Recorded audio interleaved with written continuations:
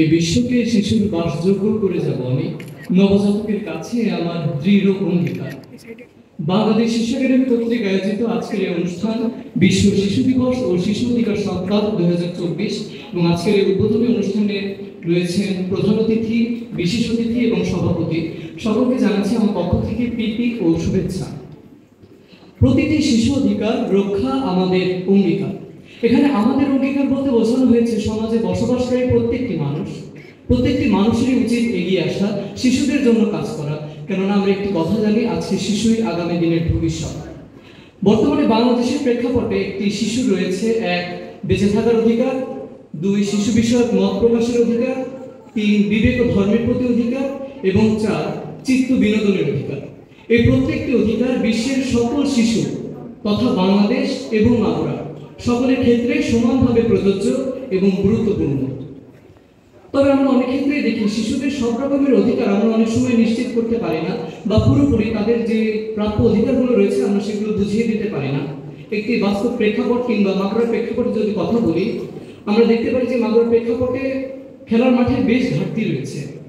এবং আমি শিশুদের যে অধিকারগুলো বলেছি তার ভিতরে একটি হলো চিত্ত বিনোদনের অধিকার। এবং এই চিত্ত বিনোদনের অধিকারের ক্ষেত্রে একটি শিশুর সব থেকে বড় চাওয়া হচ্ছে একটি খেলার মাঠ। এবং এই খেলার মাঠের মাধ্যমে একটি শিশু সামাজিকীকরণের বিভিন্ন ধাপের মাধ্যমে বিভিন্ন রকমের পরিস্থিতির মোকাবেলা করতে শিখে এবং সকলের সাথে চলতে শিখতে পারে। এজন্য কর্তৃপক্ষের কাছে আমার একটি আবদার থাকবে যে মাগুরাতে যে কয়েকটি খেলার মাঠ রয়েছে সেগুলো বর্ষার সময় আমরা দেখতে পাই তলিয়ে যায়, কিংবা ভারী বৃষ্টির কারণে সেগুলো আর খেলার উপযোগী থাকে না।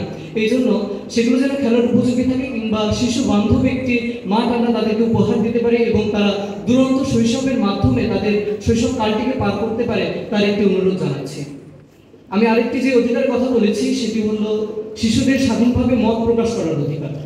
শিশুদের স্বাধীনভাবে মত প্রকাশ করার অধিকারের জন্য সবথেকে বেশি প্রয়োজন একটি শিশু ক্লাব। এক্ষেত্রে আমি আমার নিজের সংগঠন পরিবর্তনে আমরা এবং মাগুরা আদর্শ বিতর্ক সংঘের কথা বলতে পারি। এ ধরনের ক্লাব গঠনের জন্য বিভিন্ন রকম সরকারি পদক্ষেপ নিয়ে যেতে পারে, কিন্তু তাই বলে শুধুমাত্র সরকার নয়, আমাদের নিজ নিজ জায়গা থেকে সামর্থ্য অনুযায়ী প্রত্যেকের চেষ্টা করা উচিত শিশুদের জন্য সর্বোচ্চ কাজ করা। কেননা শিশুর সুস্থ শৈশব নিশ্চিত করে আর 20 বছর পরের বাংলাদেশ।